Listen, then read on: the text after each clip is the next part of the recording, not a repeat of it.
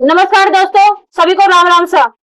दोस्तों, एक तरफ पानी से लबालब भरा एशिया का मिट्टी का सबसे बड़ा बांध और दूसरी तरफ पानी की एक एक बूंद को तरसते सैकड़ों गांवों के किसान। एक ऐसा बांध जिसे बनाया तो गया था किस प्यास बुझाने के लिए, लेकिन पिछले 2 दशकों से यह बांध बन चुका है राजस्थान की राजनीति, जातिगत संघर्ष और पानी की जंग का सबसे बड़ा अखाड़ा। जी हाँ, हम बात कर रहे हैं करौली जिले के पांचुना बांध की। सोचिए, करोड़ों रुपए की लागत से बना एक बांध जिसमें पानी भरा है, लेकिन उसका एक कतरा भी उन किसानों को खेतों तक नहीं पहुंच पा रहा है जिनके लिए बना था। क्यों करीब 20-22 सालों से इस बांध की नहरों में पानी नहीं छोड़ा गया? क्या यह सिर्फ 2 गुटों की लड़ाई है या फिर उसके पीछे की कोई राजनीतिक साजिश?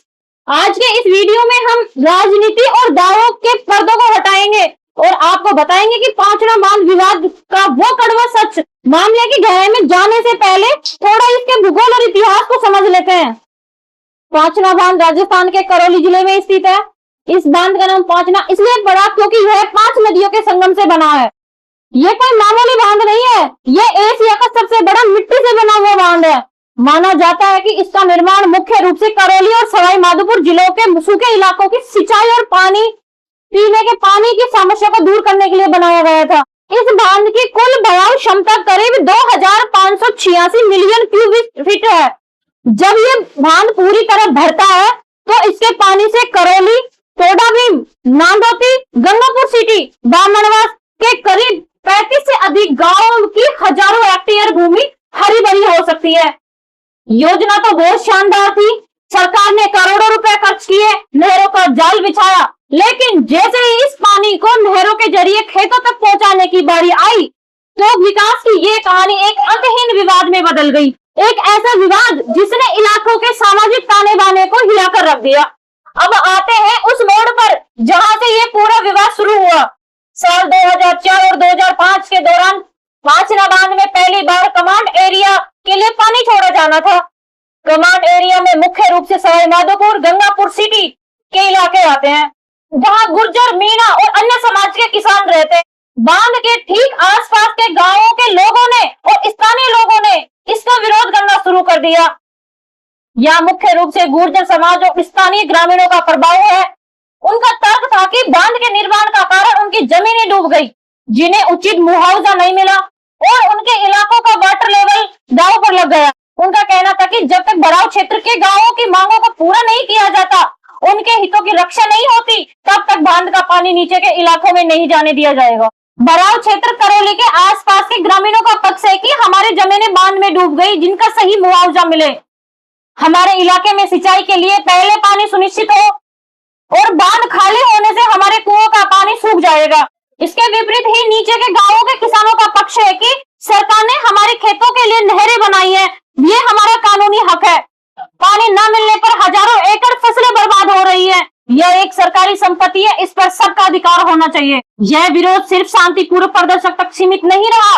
आंदोलन उग्र हुए, धरना प्रदर्शन हुए और स्थिति इतनी संवेदनशील हो गई कि सरकार और प्रशासन के हाथ पैर फूल गए।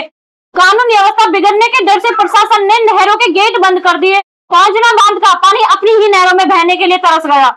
हाँ दोस्तों, तो अब आप सोच रहे होंगे कि कोई भी विवाद 20 साल तक कैसे खिंच सकता है? क्या देश में कानून नहीं है?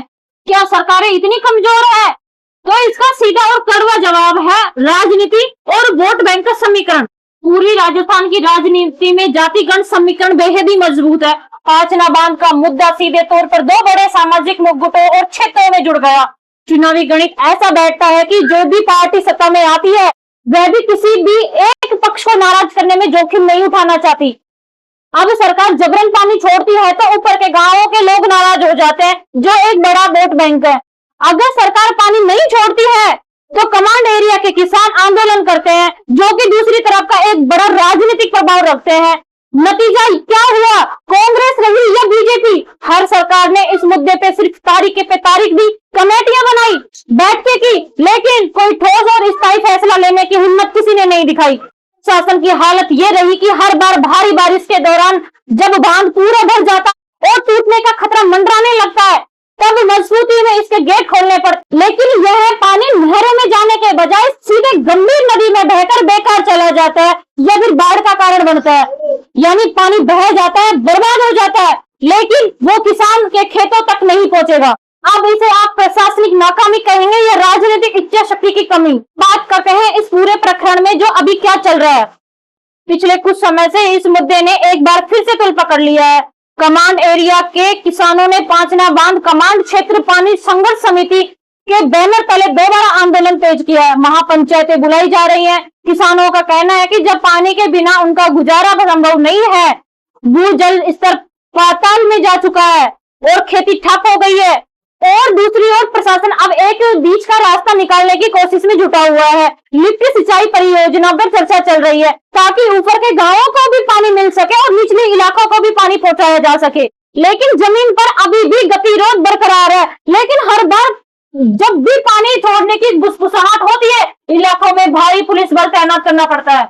हाँ दोस्तों, पांचना बांध की ये कहानी सिर्फ पानी की लड़ाई नहीं है, ये इस बात का उदाहरण है कि कैसे हमारे देश में एक बेहतर विकास परियोजना भी राजनीति और आपसे अविश्वास की भेंट सुन सकती है। तो इसका समाधान क्या है?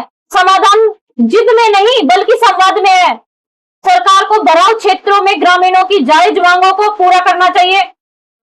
आधुनिक तकनीकी जैसे लिफ्ट प्रोजेक्ट या फिर अंडरग्राउंड पाइपलाइन के जरिए दोनों पक्षों को पानी की न्याय संगत हिस्सा मिलना चाहिए। और सबसे बड़ी बात कि राजनीतिक दलों को वोट बैंक से ऊपर उठकर जन के कड़े फैसले लेने होंगे। तो हाँ दोस्तों, आपके हिसाब से पांचना बांध के विवाद का असली जिम्मेदार कौन है? क्या वो सरकारें हैं जो 20 साल से एक फैसला नहीं ले पाई, या फिर वो हमारा समाज जो पानी जैसी बुनियादी जरूरतों पर भी आपस में बटा हुआ है? आपकी इस मुद्दे पर क्या राय है? आप कमेंट बॉक्स में जरूर लिखकर बताइए। और हाँ, हमारे पेज को फॉलो करना ना भूले, लाइक शेयर सब्सक्राइब जरूर करें। राम राम साहब।